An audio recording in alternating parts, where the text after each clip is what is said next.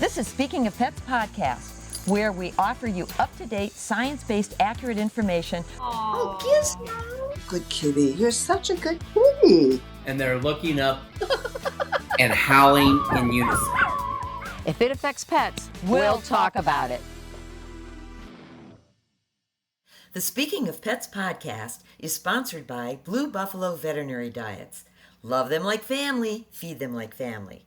And Vetramax allergy season. Start it before it starts.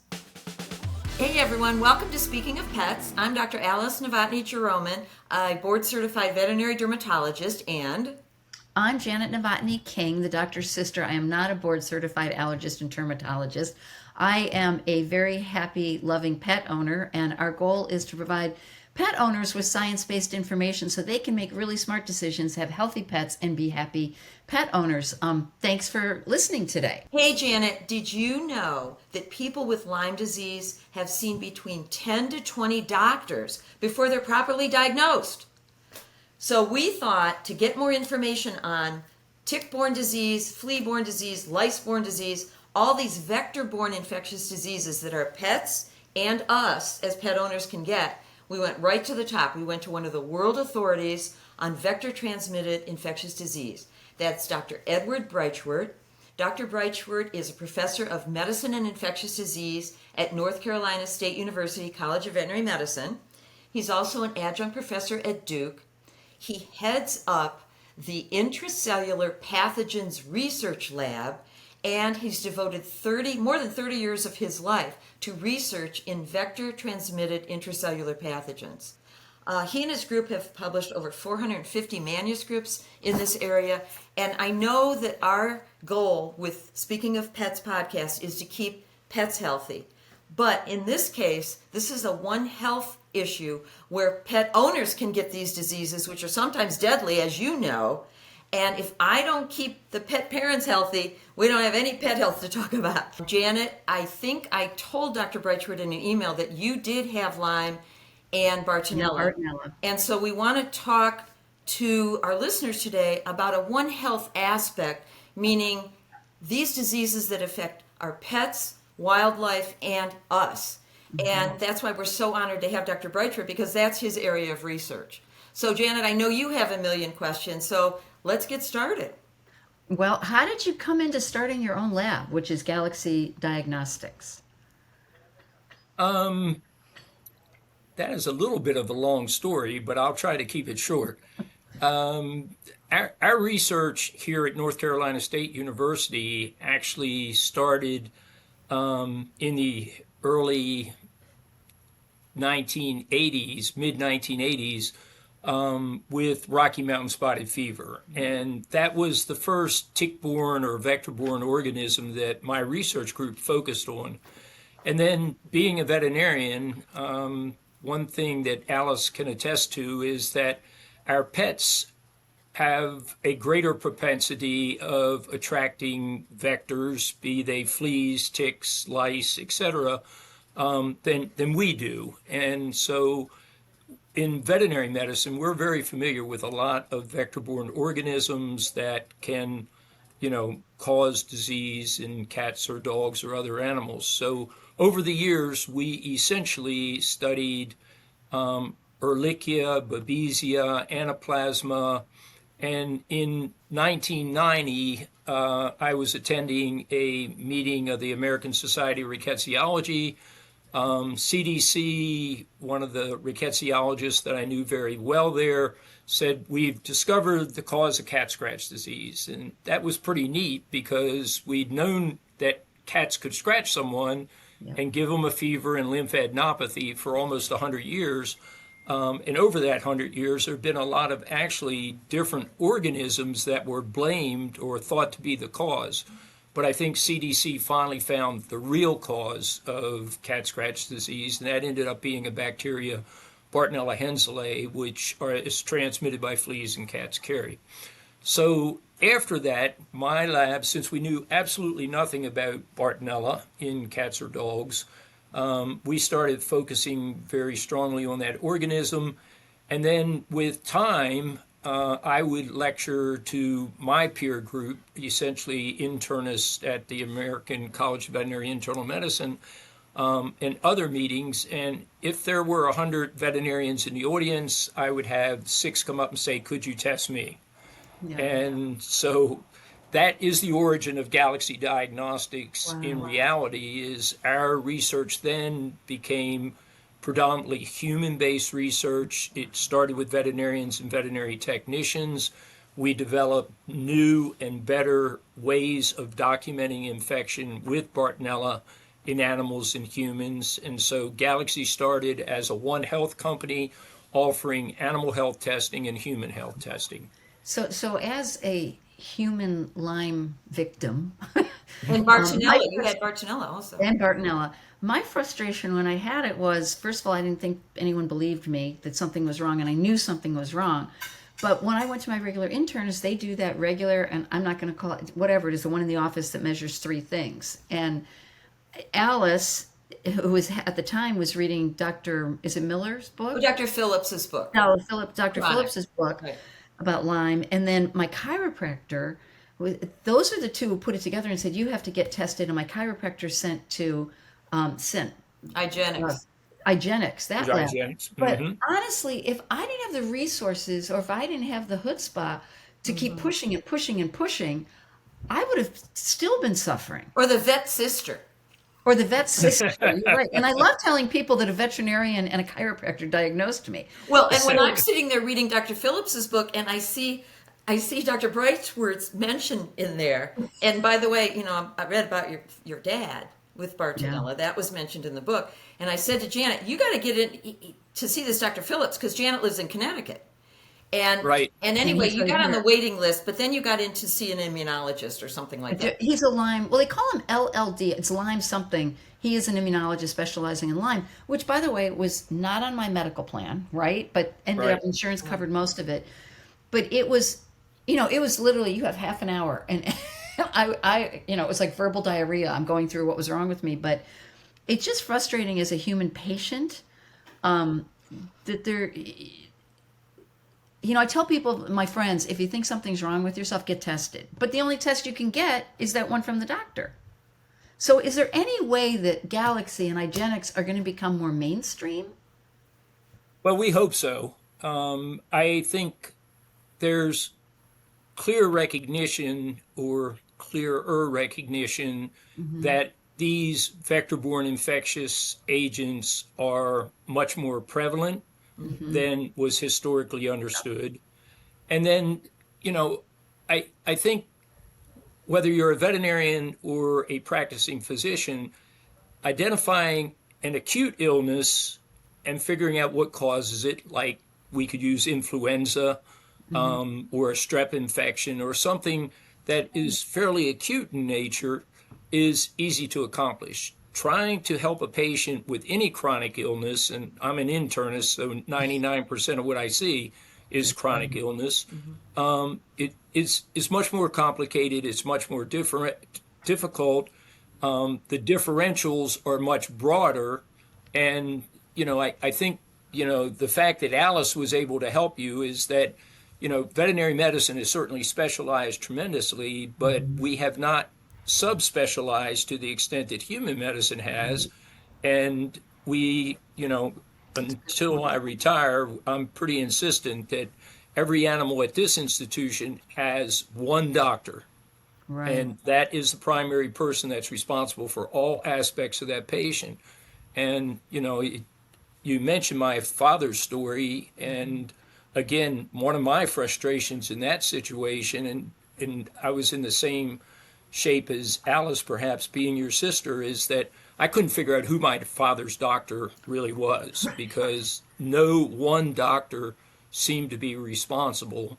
And it was pretty clear that no one doctor had a picture of what had been happening over a 3-month or so period of time. Right. So I think it is becoming more mainstream, and what's helping us is improvement in diagnostic testing.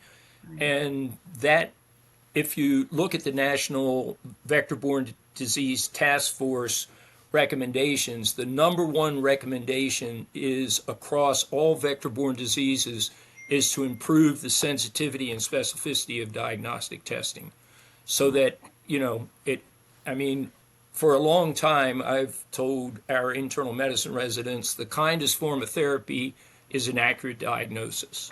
So I really think, you have to have the right tools to make the right diagnosis. And for some of these organisms, the tools have not been adequate. Well, and the other thing too, I think, at least as a dermatologist, people kind of blow off, oh yeah, he's got a couple of fleas. They don't realize the danger, switching from Lyme to Bartonella, they don't realize the danger that we can get and the manifestations of disease, which are horrible manifestations, from flea dirt. And people are like, oh, well, of course I've dealt with flea allergy, for 35 years, but it goes beyond that. All we need is adequate flea control to prevent the disease on the pet and prevent us from getting Bartonella and the horrible manifestations of that. I guess everyone likes to think everything in this world is easy. Oh yeah, well, he had a few fleas, so what? Or I picked a tick off the dog today, so what? So what? Yeah, it's a big deal. What can pet owners do to protect their pets, protect themselves?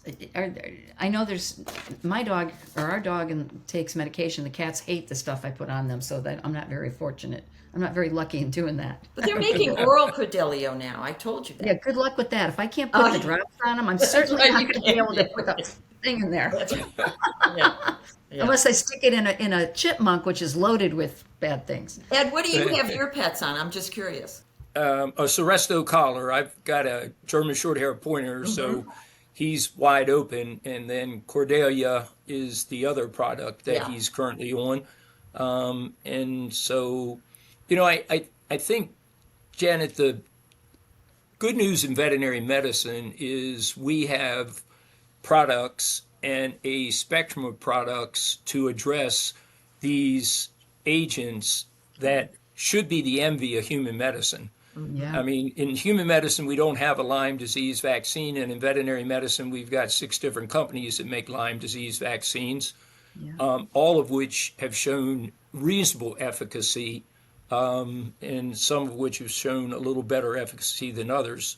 So I think,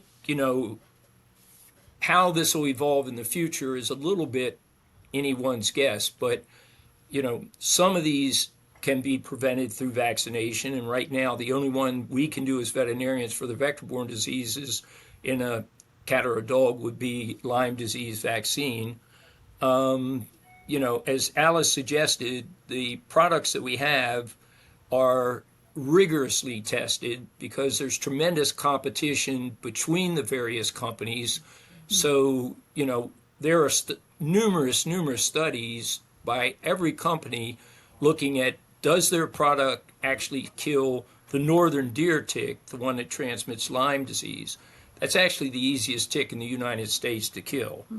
And if you can kill that tick, then you can move on to some of the other ticks that can get on your dog or cat that are extremely hard to kill. So it kind of goes to dermacenter, rhipicephalus, and then what we call the rate-limiting tick is the southern deer tick, which is Amblyomma americanum, or the Lone Star tick. And that's actually the hardest one to kill and kill rapidly. So, but, the companies have done such a good job of coming up with new chemistry, new formulations. Again, the collars that are being used today with repellency and kill for ticks and fleas are so different than, collars that would have been available 10 years ago. And, Alice mentioned fleas, and I've got a PhD student that's absolutely amazing that's generated, 5 or 6 exceptionally important, because she wants to be a parasitologist, publication related to fleas and the organisms they're transmitting. And I bring it up because I've spent my entire career studying tick-borne diseases, and I now am more concerned about fleas on cats and dogs and the role they're playing in transmitting Bartonella and potentially rickettsias to humans. Wow. And So- Dr. B, can you explain some of when a person does get Bartonella from flea dirt, which is how they get it, what are some of the bad manifestations of that? I can tell you. Yeah. Yeah, Janet, let's start with you. What were Let's your start with me. manifestations? Yeah, but you had two things, which actually isn't that more common to get more than one disease when you get either a tick Yeah, bite it's- or... Yeah. Absolutely, Alice. And again, I think that's one of the advantages we've had in veterinary medicine is if you talk to veterinarians, co-infection is not a novel concept. Co-infection is absolutely expected. And again, in teaching about infectious diseases to veterinary students, what I've always said is if you have an animal that you think, for instance, has ehrlichiosis, which is a tick-transmitted infectious disease of dogs and humans, and it's an atypical case in your experience, and you've seen a lot of Ehrlichia cases, then look for another infection, because what you're probably missing in that dog with Ehrlichia is Babesia or Bartonella, which can be transmitted by the same tick and doesn't respond to the same antibiotic that you'd use to treat Ehrlichia. So I think co-infections are almost the norm, and amazingly enough, the most recent paper that we published is on co-infection with Babesia and Bartonella in humans from the Americas. I think co-infections are really important. In regard to your question related to Bartonella and symptoms,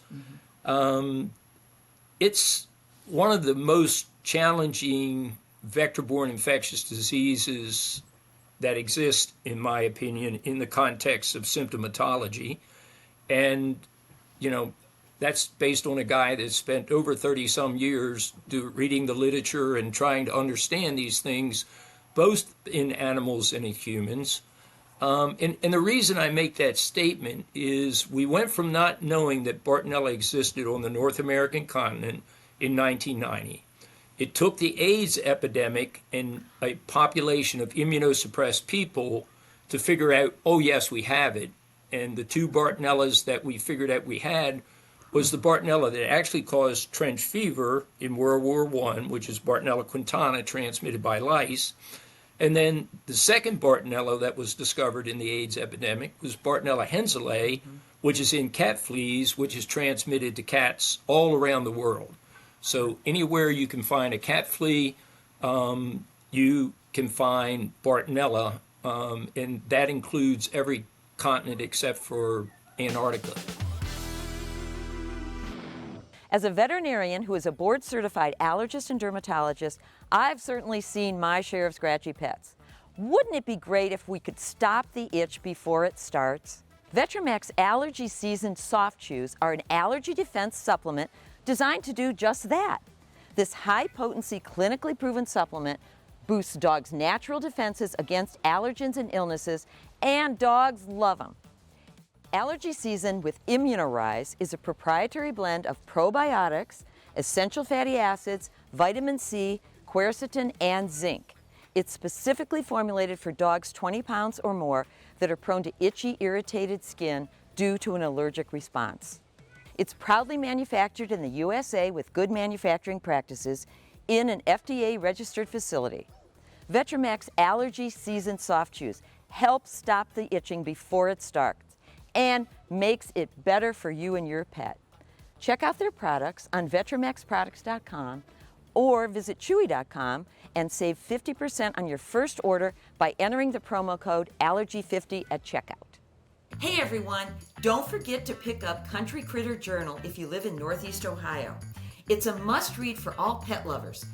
Their goal is similar to ours here at the podcast, to educate the community on taking care of pets. They're advocates for adopting from shelters, not puppy mills, and they connect our local communities with goods, services, kennels, and those seeking to adopt a pet.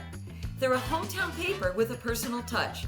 A must-read for all pet lovers, Country Critter Journal.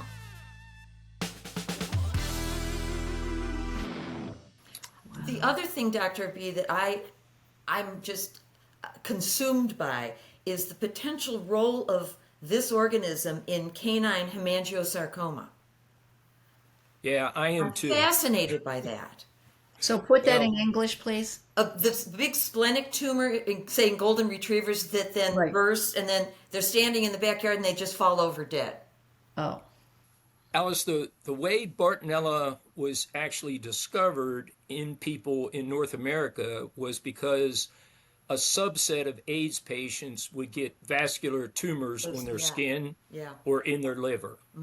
And so that was in and around 1990, and it really biased a lot of the early research on Bartonella, like early research for a decade or two, and that's still going on, where researchers were trying to understand how in the world does this bacteria, which is absolutely unique, induce these vasoproliferative tumors. And if you treat the AIDS patient with an antibiotic and you eliminate the Bartonella, they all go away.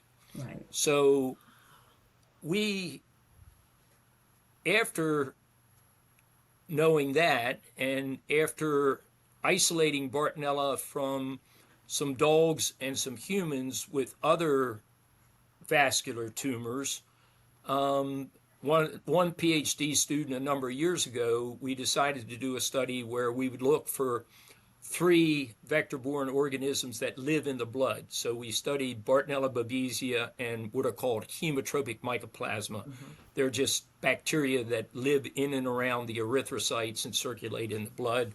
They can be found in dogs, they can be found in cats, and they can be found in a whole bunch of animals out there. And you find was them only when they're recently- not causing disease? They do cause disease. They're not very pathogenic. Okay. And usually they cause disease in association with another disease or another infection. Okay. Yeah. So, for you, it would be Mycoplasma haemophilus, Mycoplasma haemominutum in cats, Mycoplasma haemocanis in dogs, or Hematoparvum, which we've actually gotten out of veterinarians. So, in that study, we did not find, so what she essentially used was stored paraffin blocks from dogs from the regional area here that had hemangiosarcoma. And when we looked at dogs that had no lesions in their spleen, we found no Bartonella. When we looked at dogs that had an immune response in the spleen but no cancer, we could find a little bit of Bartonella, but not very much. And then when we looked at dogs that had hemangiosarcoma, statistically, compared to the other groups, they had Bartonella in their spleen.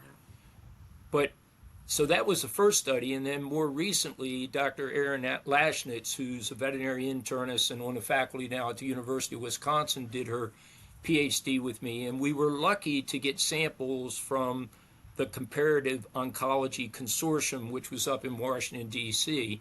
And the reason we were lucky is they were collected at 5 different veterinary colleges across the United States. They were very well characterized samples, so we had blood, we had serum, we had normal tissue, and we had splenic cancers, splenic hemangiosarcoma, which is what we looked at previously, but we also had hemangiosarcoma from the heart. Because one of the questions we wanted to ask is, since this organism was in the blood, was the fact we found it in the spleen just that the spleen was doing its job and trying to take it out and kill it? But that's not the case, because if you have a cardiac hemangiosarcoma, you can actually find more Bartonella in that than we were able to find in the spleen. And so if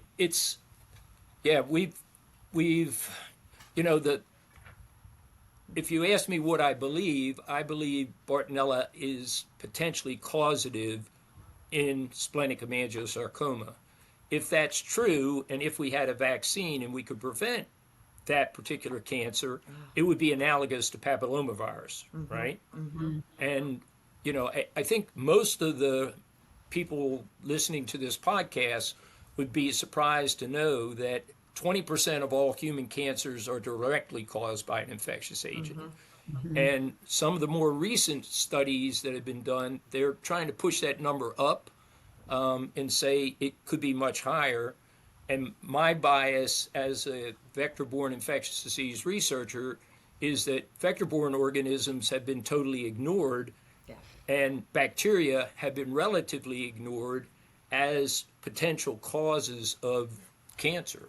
So a lot of that is the viruses, obviously, and I think we need to take a serious look at the bacteria. Wow. I was thinking, on my walk this morning, I was thinking of this question, and I'm thinking, how come I don't know the answer to this? Okay, so I have an elderly client, and she's a widow, and the kids want to go and buy her, or adopt a shelter adult cat for her. And, she's maybe in her 80s, potentially good health, not immunosuppressed that we know about. Is there a threat of cat scratch fever? In this 8-year-old shelter cat that they're bringing home to this elderly woman? It's an open question, I realize. Yeah, But I did ask it.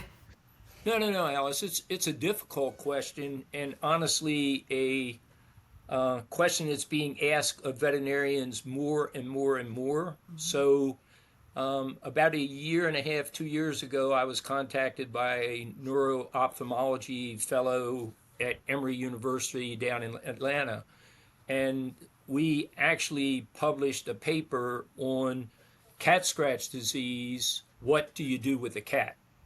And I bring that up because so many times cat scratch disease is diagnosed by the physician, and they ask the physician, what do you do with the cat? And the physician says, ask your veterinarian. And so this neuro-ophthalmology fellow, who just 2 weeks ago sent me an email and is now a faculty member at Duke, she called a bunch of veterinarians and she got a whole bunch of different answers, which is not unusual. And so she contacted me, and we kind of put together a structured manuscript that says these are things you should think about for that particular situation.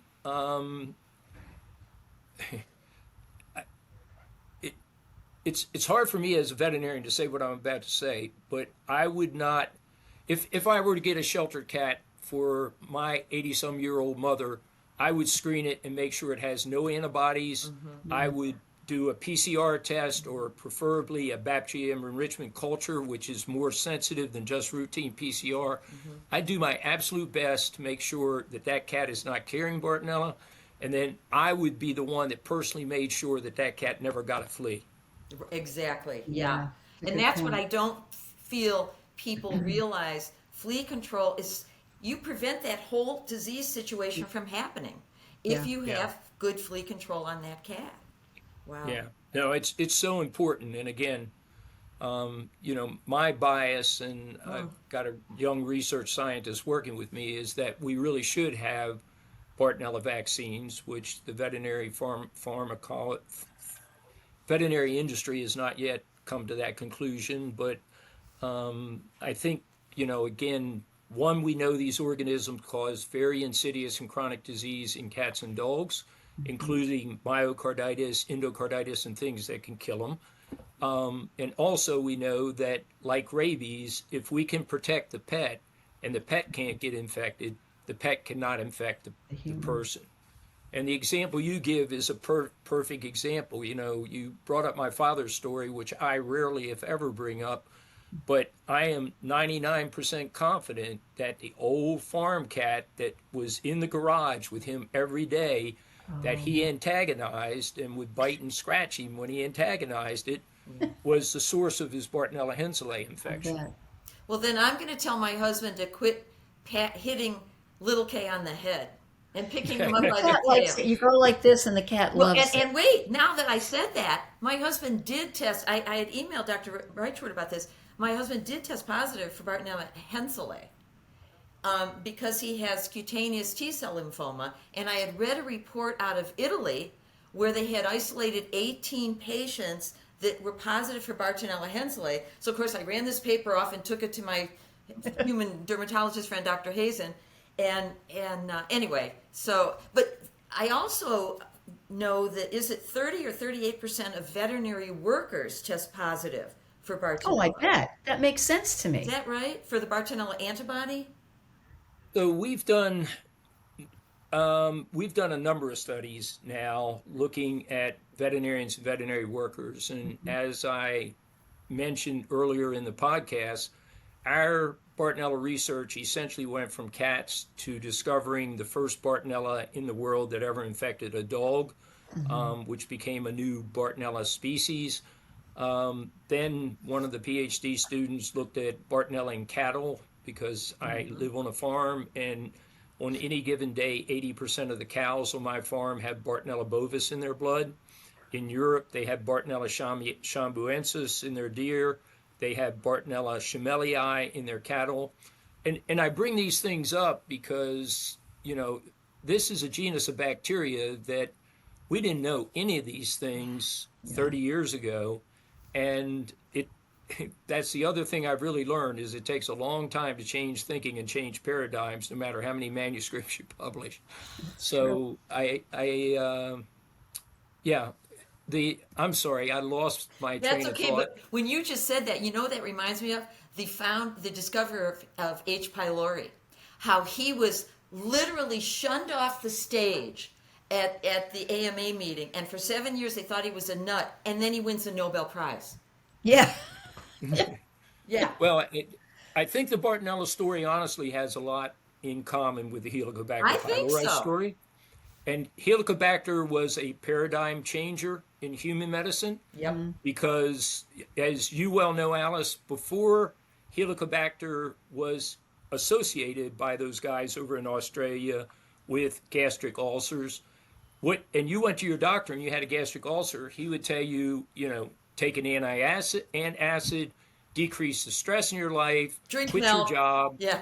Yeah, right. All those things. Yeah. Which the last review I read, which was maybe 10 years ago now in the New England Journal of Medicine on gastric ulceration, if you go to your doctor and he suspects a gastric ulcer, he asks you one question: are you taking NSAIDs?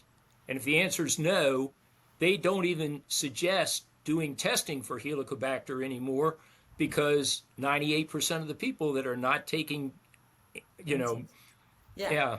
Oh my. NSAIDs, they have Helicobacter-induced ulcer disease. Wow. So that's one thing it changed, is all those drugs that were developed, the proton pump inhibitors, the H2 receptor antagonists, all those drugs that were developed to treat ulcers, they needed a new market for them. Oh, that's right. Oh boy, I bet Yeah. the drug companies didn't like that. Blue Buffalo Natural Veterinary Diets offer a natural alternative in nutritional therapy. With their in-house research and development team with over 300 years experience in well pet and veterinary therapeutic diets, more than 600 scientific publications, and more than 50 U.S. patents. Blue Buffalo Natural Veterinary Diets.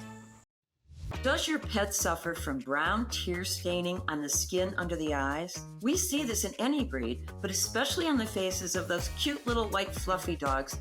This tear staining can lead to a crusty, painful, difficult to remove discharge. Tris Opto Eye Wipes can help. These wipes contain Tris EDTA, which is effective against porphyrin and any invading bacteria that may accompany the porphyrin. For routine eye discharge prevention, ask your veterinarian about Tris Opto Eye Wipes. Let's keep those cute faces even cuter.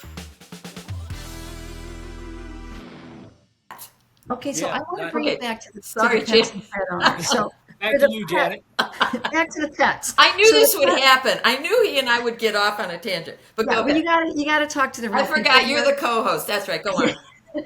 So for our pets, we treat them. We call it ticking them, which is what we call it in our house. Giving them tick medicine, whether it's oral, topical, collar, whatever it is. And then for humans, like I'm a big gardener, so I did research and I use, I'm going to say it wrong, permethrin. Methrin, you Right? got it. I spray the bejesus out of myself. I buy clothing that is soaked in it, right? That is treated with it. Yep. And I do things like tuck my pants into my socks and I wear white socks. And then the other thing I've found online as a trick is those sticky rollers, like for lint. Mm-hmm. You roll that thing over your dog or over your legs, it'll pick up those little teeny-eeny ticks. The nymphs. Mm-hmm. It's Yeah, really the the little guys. arbor and So, infant ticks. and I know those are all things. There also, I know you can have your yard treated. Yes, and I And want to get Dr. B's opinion on that. so we have ours treated with a cedar oil spray, which it's kind of effective, I guess. I don't know. Is it? So, I mean, there have been a fair number of studies, and I'm not authoritative on them. I kind of looked at the abstract and move on because, again, I see one patient at a time, which is a little different than treating the yards and preventing these. I think, Janet, everything that you mentioned certainly makes sense. And, my problem is I grew up on a farm. I still live on a farm. I would tell you that my father was published in Emerging Infectious Disease because when he died, we had documented 3 Bartonella species. My mother is published in Vector-Borne and zoonotic diseases because on the eastern shore of Maryland, she got ehrlichiosis, which is what took her out of the world. And that's a tick-transmitted disease, right? I am published in Emerging Infectious Diseases because I got Rocky Mountain spotted fever on my farm from a tick that does not transmit the organism that causes Rocky Mountain spotted fever. Wow. So either I gave the tick, which I saved, and we amplified and sequenced Rickettsia rickettsii out of the rickettsia, or that tick gave me Rocky Mountain spotted fever, which made me very sick, very febrile, and caused me to pass out in my kitchen. So I bring that up in the context that I grew up on a farm where dogs had ticks all the time. Right. And they had ticks, and they were generally brown dog ticks, which as you look at ticks are not good ticks, but, we've got some other ticks out there that are just as bad. And that is the problem, is that there's a lot of different tick species. There's a lot of different infectious agents that we know about in those tick species and some we didn't know about that are just now being published. And so it comes down to one tick can either make you very sick or potentially kill you, That's right. or make you very chronically ill for a very long period of time with a disease process that many doctors will never test you for, or is difficult to diagnose even if they're a knowledgeable doctor about those infections and they're trying to do the best job in diagnosing it. So I think everything you're doing is important, and people should not take, exposure to ticks or fleas for granted. Absolutely. Yeah, it's like my dad used to say, don't do what I do what I say. Well, to me, it's one less tick is a good thing for me. Yeah. To be Absolutely. honest. Yeah, because you know, never know when that one is the one that's going to kill you. You That's don't. it. That's the problem. And Yeah. I mean, you could get 100 ticks and never get sick, never get transmission of an infectious agent, and be unlucky enough to get one tick, and the most lethal tick-borne infection in the United States is Rocky Mountain spotted fever. Yep. They tested me for that, and I thought they were crazy.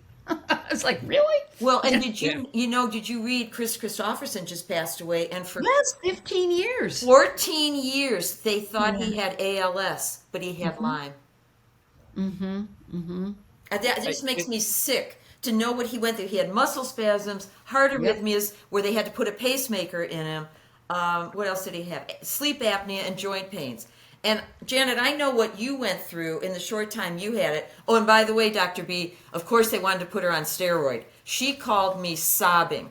I read about steroid. I don't want to go on it. And, I mean, oh my God, I live in Ohio. She's in Connecticut. I wanted to put my arms around her and say, you're not going on Pred. And I didn't. And I then she didn't. got chastised by the rheumatologist saying, you were intimidated, literally. You're my only patient that refused to go on steroids. And I went, that's right, damn tootin'. And I walked out and then I burst into tears. So Dr. Breitschwerdt, we're going to ask you our question that we have a couple questions we ask all our guests. Oh. What is the most rewarding thing about the work that you do, which is such important work? Wow. I think the most important thing is when we make a difference in an animal's life or a human life. Yeah, For sure. And, amen. it's the group that works with me has a very clear understanding that we are not a basic science research group. We are a One Health translational research group, meaning We're concerned about animal health, human health, and the environment we all live in, Right. and that we want to come up with discoveries, if you will, that'll make a difference when a physician or veterinarian sees their patient in a day, a week, or a year down the road. And so, Wow. and I've been super fortunate to, be surrounded by extremely bright, extremely talented, and extremely motivated young people that, believe in that vision and that objective. So, yeah, That's I think that's fantastic. what brings me to work every day. I love that they want to make a difference. I think that is Yeah. such a wonderful goal, for one, like you said, one health, human health, animal health, wildlife, and it just to make a difference. It's just so rewarding. Well, our next question is, what is your pet or human peeve? My pet or human peeve. And it can be something like someone that doesn't use turn signals. I mean, Or lichiosis. I never thought I'd be saying we all got those that words. possum in the barn that won't leave. Well, my current Uh-oh, peeve, current. Uh-oh. which has been a 5-year battle in the one instance and longer than that in the other, is I am dealing with a invasive grass in my pastures that's commonly called split grass. Oh, And it is endemic. It comes from Asia. We know that. We know it came to Southport or oh, Southport. Wilmington or the ports Yeah. through one of those big boats down there. And the problem, which is quite amazing, is that it will grow. It'll throw a seed pod about this high, which will have a couple thousand Minute. seeds. So next year, Oh, and it'll actually outgrow crabgrass. oh, So it'll Oh, crowd out no. crabgrass, if you will. So that's my current peeve in life, is I've spent a lot of hours of my life that I really wouldn't like to be spending using a chemical that I prefer not using in my pastures to kill this grass and Yeah. get it so it's not on my farm. Well, you know what we have here in Connecticut are those Japanese lantern bugs. oh. Yep. They're And they're here in Cleveland, but not as many as you have. They're like, they will cover the entire bark of a tree. Oh, Like on top of each other. And you see people out going with their yeah, feet. that's what they're telling you to do. Well, and that's what we do, but those suckers jump. I mean, but so we have those here. And I understand, like that grass with the seed pods, it's going to go everywhere, right? Yeah, no, and then the Canadian geese that forgot to go back to Canada like to land in the pasture, eat it, and just And spread it. disseminate Yeah. it even broader, yeah. They're having a party out You there. know what is bad here, even though you didn't ask me, Janet? In Cleveland, I've never seen so many acorns.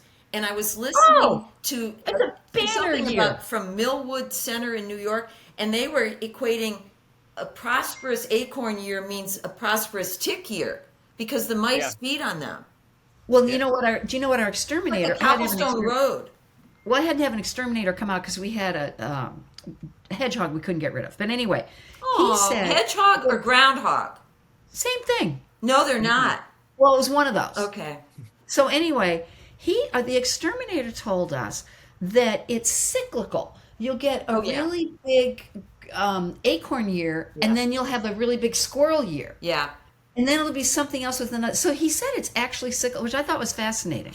I noticed that in Florida because we have to walk the dogs in Florida, whereas here we can let them out and there's an acre fenced in. But one year there was a rabbit literally every 6 feet, and of course the dogs go nuts. Yes, And and now the for like rabbits are 3 years, cyclical. there's no. Well, of course we had Hurricane Ian, but before Hurricane Ian, then we didn't see any rabbits for 2 years. Yep. It just everything kind of does. That's what he said. He said his pet, it's like the varmints come and go. Garments. Yeah. So Dr. Breitschwerdt, who funds you? Are you completely funded by North Carolina State? No. So you have someone who writes grants for you. Yes, me and my team write the grants. Oh, That's all right. Yeah, which is a challenging process. You know, you put your heart and soul into a grant, and then it doesn't get funded. And you know, from the time you start the grant until you submit it, generally is nothing less than 6 months. Sometimes, you know, 9 months to a year to get the grant and submit it. Then the review cycle is probably a minimum of 3 months and more likely 6 months. And then you find out that it wasn't funded. But we have been funded primarily in recent years by the Stephen and Alexandra Cohen Foundation in New York. I love them. I know them. Janet I has a was going to ask fundraiser. you. Oh my gosh, I met the guy who heads up that particular the Lyme Fund or whatever they call it because Alexandra had it really badly, and that's how they are fantastic. He is the owns the Mets. Yep. And he's there here in Connecticut, and she's amazing. They're amazing philanthropists. I was going to ask you if the Cohen Foundation funded you. They actually do. They're have been the major source of funding in our lab for the last 3 years, and I'm hoping we have 2 grants we want to submit and renew. So you can please put in a good word for us. I will do so. I've got the best research team in this lab that I've ever had, and I've been very fortunate to have pretty good ones along. It takes a long time to put a good team together, and having to start over is a big interruption and a setback, honestly. So I mostly, you know, I mean, obviously most of the funding goes to salary for the researchers that are actually doing the work at the bench day in and day out. And then some for equipment. And, you know, the equipment that the Cohens bought for us just prior to the pandemic is what's called droplet digital PCR. So for the listeners, it's just a piece of equipment that allow you to start with a single copy of DNA and end up with thousands, millions of copies of DNA so that you can actually say what the DNA is. Like in crime shows. Right. They amplify the DNA. There you go. There you go. People understand that, yeah. Oh, I'm so happy to hear you're well funded that way. That's fantastic. I That's have a fantastic. very naive question. As a clinician in private practice and never written a grant in my life, do you know who the reviewers are, or you don't know? Is that anonymous? No. Okay. No. Okay. So, Dr. Breitschwerdt, I'm on the other end. I run a nonprofit, and we fund 36 local human service organizations. So I'm reading like 50-some grants a year. Right. And I've been on the other side applying for grants because I work for a nonprofit. And there's an art to grant writing. There's definitely an art to it. And you never know how much funding they're going to give out. It's kind of like this gray zone once you submit that grant. That's why you're And always... Yeah, absolutely. Yeah, that's why, Janet, you're always so happy when you're like visiting me and you get a message that, hey, we just got a $25,000 grant. I pulled over one day because one of our donors called me and said, and cried? "Hey, I heard you're raising money." No, he goes, I'm sending 50 grand. And I'm like, can you just say that again? How many zeros? You know, and when we do fundraising events, I'm always like, you know, my favorite number is whatever number you pick, but I really like a lot of zeros after it. Oh, Because that's I'll how have it to works. remember I that, know. Janet. I like that. I can do more good that way. So, That's it. The good is in the zeros, not in the number up front. just pick a number. wait, before we go, I was telling Dr. Breitschwerdt that where we grew up in Cleveland, very ethnic neighborhood, our neighbors were the Breitches. Yes. I kept Exactly like yours, except without the word. Just Now, I Breitsch. wonder if theirs was Breitschwerdt and they shortened it, Janet. Probably. It could have been, definitely. A lot of the Germans, when they immigrated to the United States, because the name was so long, they cut the end off. And sometimes in different places. Yeah. Because on our street, let's see, we had the Breitches who were German, Novotnys, which are Czech. Ironman. Ironman. Yeah, Ironman, yeah. And so, yeah, because that Euclid was a real ethnic neighborhood. Oh, yeah. Yeah. Oh, yeah. It was kind of cool. Yeah. Yeah, I've often said that the German genes are a blessing and a curse. They're a blessing in regard to the work ethic, and a curse because that's about all I seem to do anymore. Yeah, right. But also very good cooks. Yes. Yeah, I think. Love the food. Love the food. Love the food. Well, Yeah. thank you so much. This has been Oh, an absolute I can't tell you pleasure, how and- I've been looking forward to this. Janet, I mean, I've got I just read so much because I had so many questions, and I just someday can't wait to meet you in person. And of course, you'll have to go away because I'll be so annoying more than usual. It's been delightful, and Oh, thank I you. hope the podcast is well received. Oh, Well, thank you. you. Wishing you great success Yes. in the research. Yes, we 'cause follow I'm- your work. We do. And well, I don't know if Janet does, but I know I do. Well, whatever Well- you can do to stop this horrible disease. Yes. I'm- Oh. But Janet, one thing I do want to mention is that, being a veterinarian doing human infectious disease research, which is primarily what we've been doing, and again, thanks to the Cohen Foundation, now about 90% of the research in the laboratory is human rather than dog and cat. It's really important what we're starting to see in regard to these organisms and neuropsychiatric illnesses.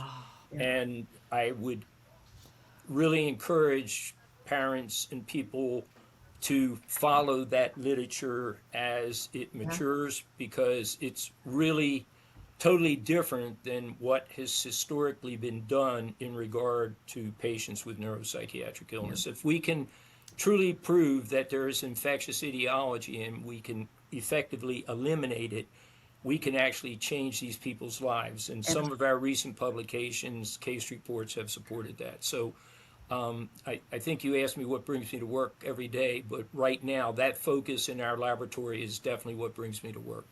That's fantastic. Thank you for the Dr. amazing Breitschwerdt, I'm sure you've seen the documentary Under Our Skin. Yes. If anyone hasn't seen it, and I know it's not real recent, it's from 2006 or something, but it's really a good thing to watch because, again, it's about people that had these horrible manifestations of disease and no one could figure out what was wrong with them, and it was due to an infectious disease. Absolutely. Yeah.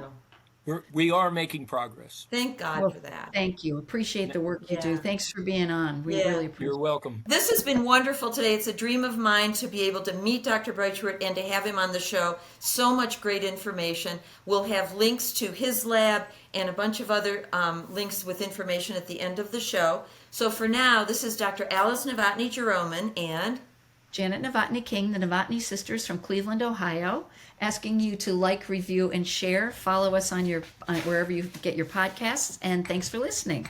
bye-bye. Bye. Thanks for tuning in today. We hope you learned some valuable information about making decisions about your pet's health. And don't forget to follow us on social media and subscribe on podcasts because we love to have those likes. Thanks so much for listening.